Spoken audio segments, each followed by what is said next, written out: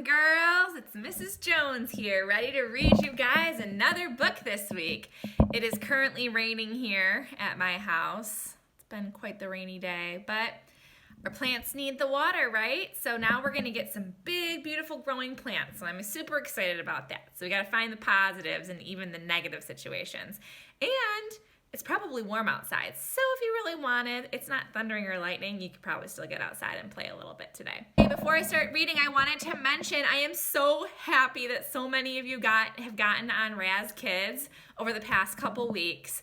If you have not done so yet, please get on because you will really like it. Everyone that's been on so far that I've spoken to directly about it has said how much they're enjoying it. They love the books. They love that they get to build their avatar, and they're just really enjoying it. So check it out. If you're in 3rd or 4th grade, you do not automatically have an account, but if you have your parents email me or Mrs. Barrow or Mrs. Silver, whoever your teacher is for reading, you can get an access if you are interested.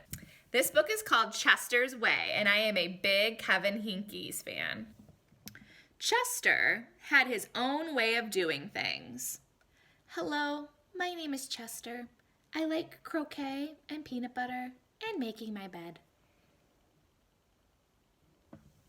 He always cut his sandwiches diagonally. He always got out of bed on the same side, and he never left the house without double knotting his shoes. Chester always had the same thing for breakfast, toast and with peanut butter and jam. And he always carried a miniature first aid kit in his back pocket, just in case. You definitely have a mind of your own, said Chester's mother. That's one way to put it, said Chester's father. Chester's best friend Wilson was exactly the same way. That's why they were best friends. Chester wouldn't play baseball unless Wilson played, and they never swung at the first pitch or slid head first. Wilson wouldn't ride his bike unless Chester wanted to, and they always used hand signals.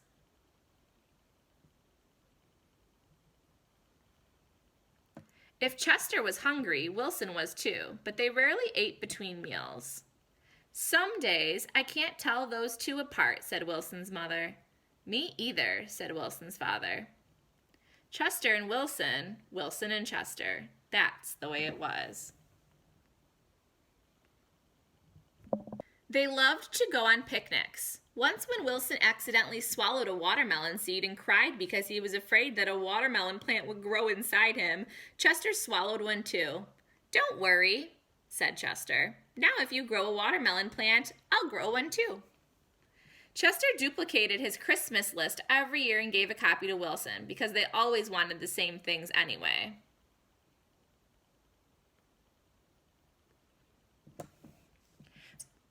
For Halloween, they always dressed as things that went together. Salt and pepper shakers, 2 mittens on a string, ham and eggs. They really are 2 peas in a pod, said Chester's mother. Looks like it, said Chester's father.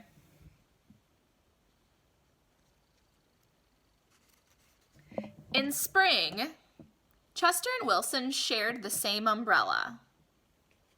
In winter, they never threw snowballs at each other.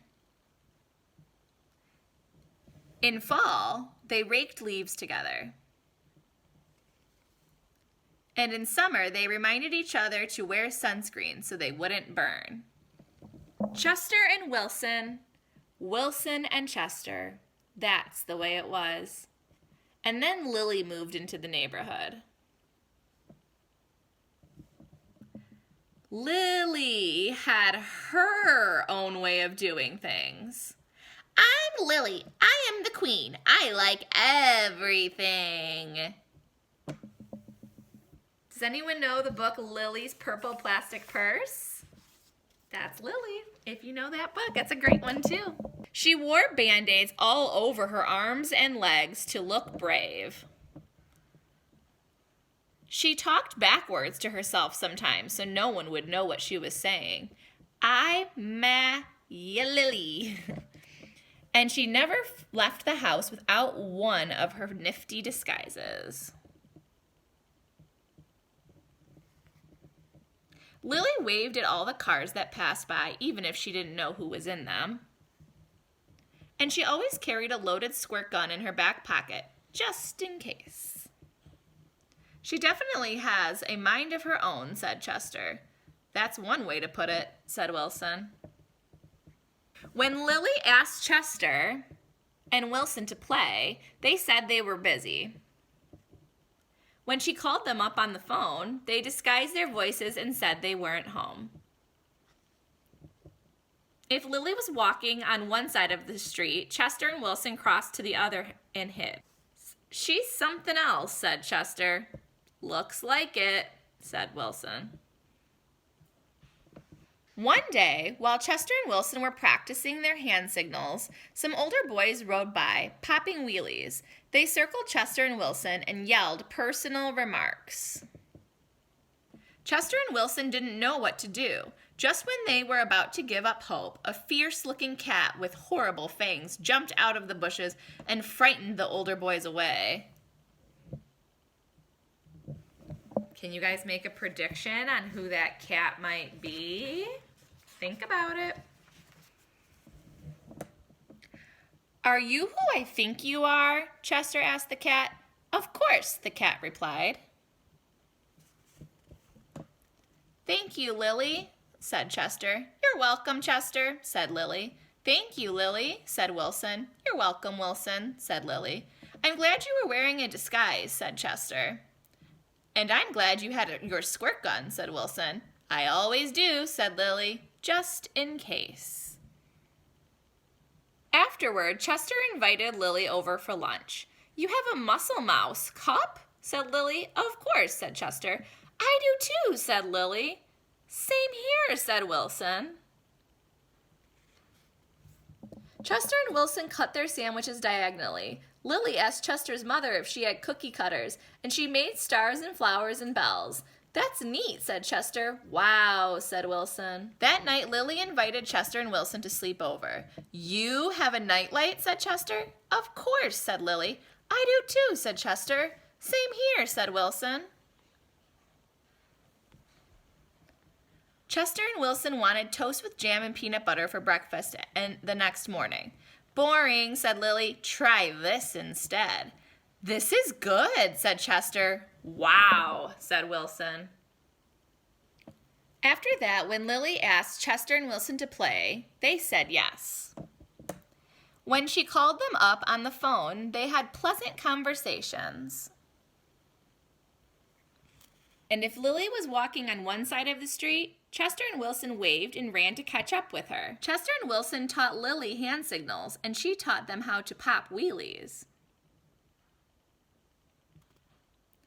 Lily taught Chester and Wilson how to talk backwards, and they taught her how to double knot her shoes. Some days I can't tell those three apart, said Lily's mother. Me either, said Lily's father. Chester and Wilson and Lily, Lily and Wilson and Chester. That's the way it was. For Halloween, they dressed as the three blind mice. For Christmas, Lily gave Chester and Wilson nifty disguises, and they gave her a box of multicolored shoelaces, extra long for double knotting. They loved to go on picnics. When Chester and Wilson told Lily about how they each swallowed a watermelon seed once, Lily swallowed 3 of them. I'll grow a watermelon plant for each of us, she said. In spring, Chester and Wilson and Lily shared the same umbrella. In winter, they never threw snowballs at each other. In fall, they raked leaves together. And in summer, they reminded each other to wear sunscreen so they wouldn't burn. Chester and Wilson and Lily, Lily and Wilson and Chester. That's the way it was. And then Victor moved into the neighborhood.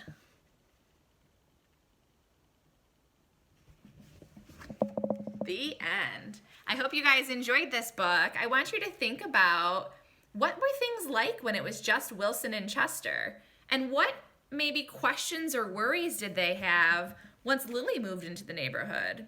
Were they wondering if she was going to be anything like them or if they would get along with her? Think about that and talk with your family about what they might be wondering. Then, once they got to know Lily, how did their feelings change? How did they feel differently about her once they got to know her?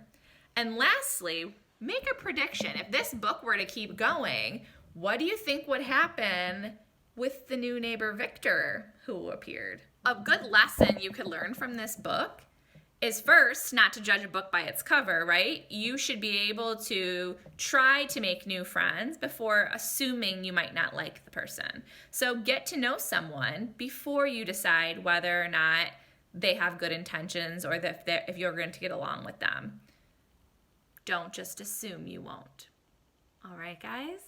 I hope you guys are having a great time at home. I really miss you. I will talk to you guys soon. Bye.